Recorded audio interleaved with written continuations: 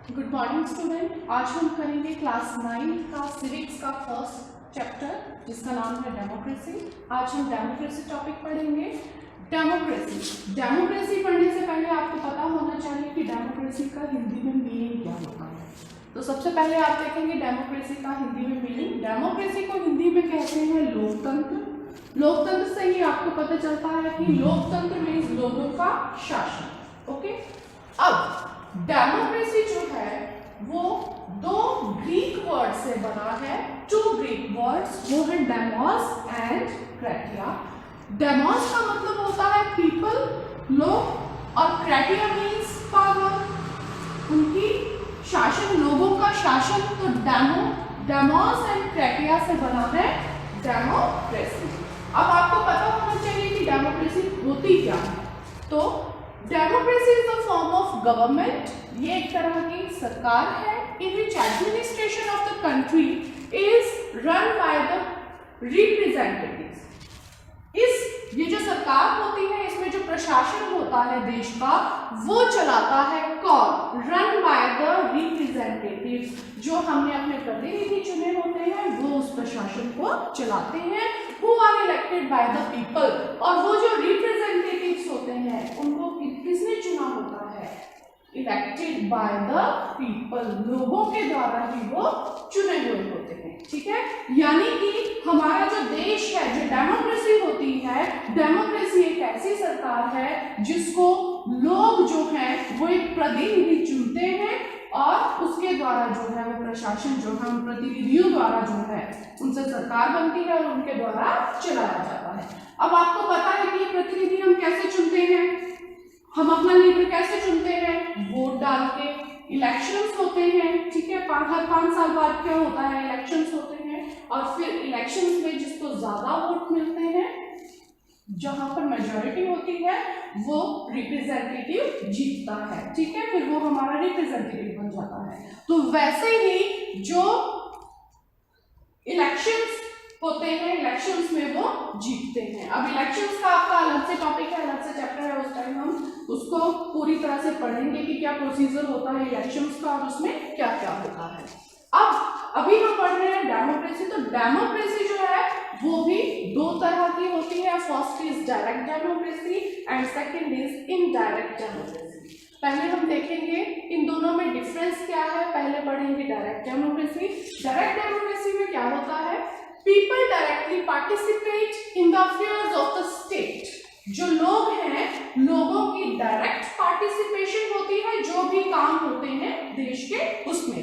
ठीक है, direct participation, यानी कि कोई भी अगर उनकी असेंबली होगी, कोई भी मीटिंग होगी तो सारे लोग उसमें पार्टिसिपेट करेंगे। ठीक है, लेकिन ये पॉसिबल कहाँ है? जहां पे पॉपुलेशन कम होगी। अब आजकल की जो कंट्रीज हैं, आपको पता है उनमें कितनी ज्यादा पॉपुलेशन होती है, तो ये हो ही नहीं सकता कि वो सारी की सारी पॉपुलेशन जो है वो किसी मीटिंग में, जो भी स्टेट के अफेयर्स हैं, उसमें असेंबल हो सके। ठीक है, सारे लोग वहां पर आए, पार्टिसिपेट करें, ये पॉसिबल नहीं है।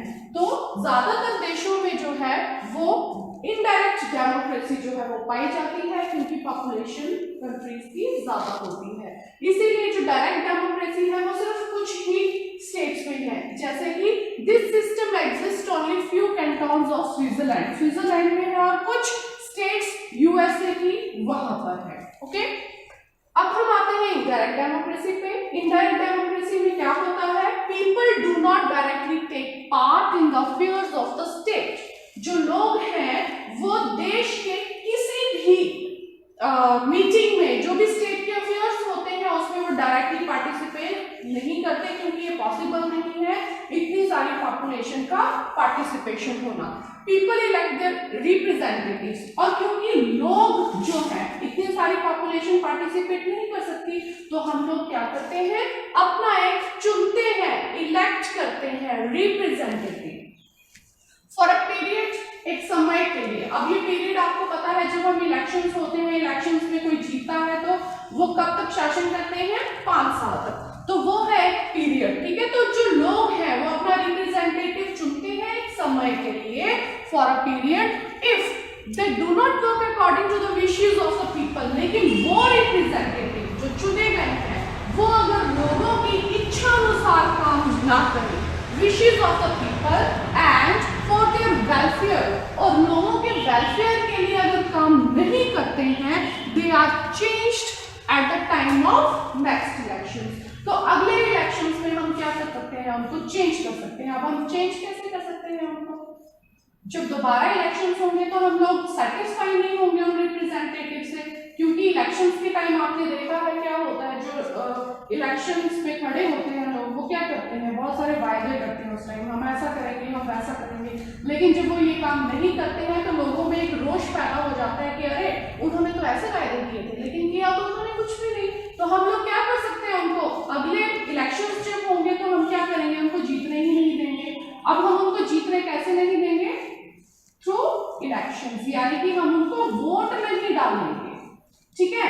अगर ऐसा कोई रिप्रेजेंटेटिव जो जनता के लिए काम नहीं करता है, जनता के विशेष के अकॉर्डिंग काम नहीं करता है, जनता के वेलफेयर के लिए काम नहीं करता है, तो लोगों को वो पसंद नहीं आता और अगली बार उसको वो वोट नहीं डालते। नेचुरली है, जब जिसको वोट नहीं डालेगा तो वो हार जाएगा। तो इस तरह से हम क्या कर सकते हैं, रिप्रेजेंटेटिव्स को चेंज भी कर सकते हैं। ओके, अब आपको डिफरेंस पता चल गया होगा दोनों का, डायरेक्ट और इनडायरेक्ट का मेन जो डिफरेंस है वो यही है।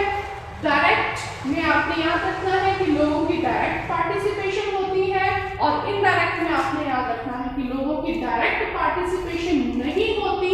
हम अपने बिहाफ पे अपना रिप्रेजेंटेटिव चुनते हैं, वो सारे काम करता है, उसको हमने ही चुना होता है, तो हम भी उस पर कोई हम उंगली नहीं उठा सकते कि उसने ऐसा क्यों किया।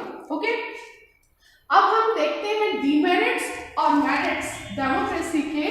तो डीमेरिट्स में हम देखेंगे कि ज्यादातर देखो देशों में इनडायरेक्ट डेमोक्रेसी है, ठीक है, ज्यादातर लोग डेमोक्रेसी को पसंद करते हैं, लेकिन उसमें भी कुछ डीमेरिट्स है, कुछ मेरिट्स हैं। ज्यादातर हम मेरिट्स देखते हैं क्योंकि ये एक सबसे अच्छी फॉर्म ऑफ गवर्नमेंट मानी जाती है। तो सबसे पहले हम इसके डीमेरिट्स देखेंगे। फर्स्ट है लीडर्स कीप चेंजिंग। आपको पता है हर 5 साल बाद इलेक्शंस होते हैं, तो लीडर्स क्या होते हैं, बदलते हैं। जैसे आप अभी देख सकते हो, अभी नरेंद्र मोदी जी हैं प्राइम मिनिस्टर, उनसे भी पहले मनमोहन सिंह जी थे। तो जो लीडर्स हैं वो किस तरह से चेंज होते हैं 5-5 साल बाद। तो लीडर्स कीप चेंजिंग, जो हमारे लीडर्स हैं वो बदलते रहते हैं हर बार इलेक्शंस में। दिस लीड्स इंस्टेबिलिटी, इसकी वजह से इंस्टेबिलिटी बन जाती है। देखो जहां स्टेबिलिटी हो हर काम सही तरीके से होगा, जब इंस्टेबिलिटी हो जाती है तो थोड़ा सा कोई काम प्रॉपर तरीके से करने में बहुत सारी अड़चनें जो है वो बीच में आती है, तो थोड़ी सी इंस्टेबिलिटी जो है वो बन जाती है। Many people have to be consulted, it leads to delays। अब देखो कोई भी लॉ जब पास होता है, पहले लोकसभा में जाएगा, राज्यसभा में जाएगा, फिर प्रेसिडेंट के उसके ऊपर सिग्नेचर होंगे, ठीक है, फिर कहीं पे जाके वो लॉ जो है वो पारित होगा। लेकिन इसमें आप देखो डीमेरिट क्या है, many people have to be consulted, बहुत सारे लोगों से कंसल्ट करना पड़ता है, it leads to delays, और इसकी वजह से किसी भी लॉ को पास करने में समय लगता है, ज्यादा समय डिले होता है, वो लेट होता है। It leads to the corruption for it is based on electoral competition। अब जो डेमोक्रेसी है वो इलेक्शन पे बेस्ड है, इलेक्शंस होते हैं डेमोक्रेसी में, तो इसमें क्या होता है, बहुत ज्यादा करप्शन हो जाता है। करप्शन कैसे हो जाता है, आपको पता है कि हर देश में करप्शन होता है वैसे तो, लेकिन इलेक्शंस के टाइम में आपने देखा है कि किस तरह से लोग जो पैसे हैं वो भी बांटते हैं, तो इस तरह से जो है वो करप्शन हो जाता है। Next is elected leaders don't know the best interest of the people. जो चुने हुए नेता होते हैं उनको कई बार पता नहीं होता लोगों की क्या रुचियां हैं, क्या बेस्ट इंटरेस्ट है लोगों के, इसके बारे में पता नहीं होता। तो कई बार जो हमारे लीडर्स हैं वो भी गलत निर्णय जो है वो ले लेते हैं। अब ये थे सारे डीमेरिट्स। डीमेरिट्स में आप एक बार फिर से देखेंगे, इंस्टेबिलिटी होती है। इंस्टेबिलिटी क्यों होती है, क्योंकि लीडर्स जो है वो बदलते रहते हैं, जो बहुत सारे लोगों को कंसल्ट करना पड़ता है किसी भी लॉ को पास करने के लिए, तो इसकी वजह से डिले हो जाता है, कोई भी लॉ पास करने में बहुत ज्यादा समय लगता है। इलेक्शंस के थ्रू बहुत ज्यादा जैसे मैंने एग्जांपल दिया कि बहुत ज्यादा लोग क्या करते हैं, गलत गलत तरीके अपनाते हैं जीतने के लिए, ठीक है, तो इस तरह से करप्शन भी हो जाती है, और बहुत सारे चुने हुए जो लीडर्स होते हैं वो नहीं जानते जनता की रुचियों के बारे में, और कई बार गलत निर्णय भी हो जाते हैं। अब हम देखेंगे मेरिट्स। इसके मेरिट्स क्या है। फर्स्ट है it is the better government, ये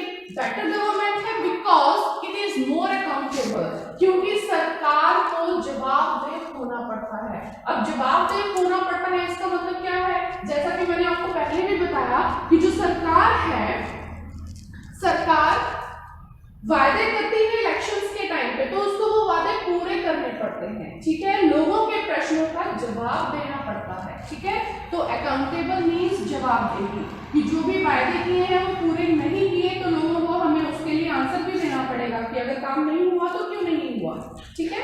तो इसीलिए जो लीडर्स होते हैं उनको वो वायदे भी पूरे करने पड़ते हैं। और अगर आपको मैंने पहले बताया कि कोई अपने वायदे पूरे नहीं करेगा तो लोग उस रिप्रेजेंटेटिव को पसंद नहीं करेंगे, अगली बार वोट नहीं डालेंगे और नेचुरली वो हार जाएगा। सेकेंड है, it is based on consultation and discussion. जैसा कि आपने डीमेरिट्स में पढ़ा कि इसमें बहुत ज्यादा कंसल्टेशन होता है, तो किसी भी नियम को पारित करने में बहुत ज्यादा समय लग जाता है, पहले लोकसभा, राज्यसभा, फिर प्रेसिडेंट के सिग्नेचर। तो ये इसमें बहुत ज्यादा कंसल्टेशन, बहुत ज्यादा डिबेट, डिस्कशन होती है किसी भी नियम को पारित करने के लिए।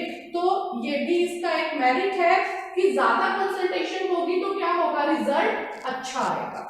It improves the quality of decision making, और ज्यादा कंसल्टेशन और डिस्कशन की वजह से जो हमारा रिजल्ट आएगा उसकी क्वालिटी जो है वो अच्छी होगी, यानी जो डिसीजन लिया जाएगा वो अच्छा ही होगा। नेक्स्ट है, it is better than other form of government because it allows us to correct its own mistakes. हम अपनी ही गलतियों से सीखते हैं, दोबारा उन गलतियों को नहीं करते, तो इस तरह से हम क्या कर रहे हैं, अपनी मिस्टेक्स को करेक्ट करते हैं। तो ये सारे रीजंस हैं, ये सारे मेरिट्स हैं कि डेमोक्रेसी को ज्यादातर जो कंट्रीज हैं वो अपना रही हैं। Thank you.